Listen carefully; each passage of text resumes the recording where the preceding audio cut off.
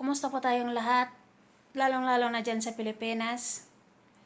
A friendly reminder lang po sa mga tulad kong content creator. Kinabawal po yung pagpo-post sa social media yung tungkol bukas. Wag na wag kayong magpo-promote or magpo-post or magbabanggit noon. Tao man, pangalan man. Basta bawal yan. Kung gusto mong monetize dito sa pagiging content creator, wag mo na lang yan banggitin. Mag-post ka na lang ng ibang content para iwas na masira yung account natin. So, ito lang yung masasabi ko. Good luck po sa ating lahat. Bukas, kung sino man yung pipiliin nyo ng maayos. Kung sino yung nakaupo, good luck.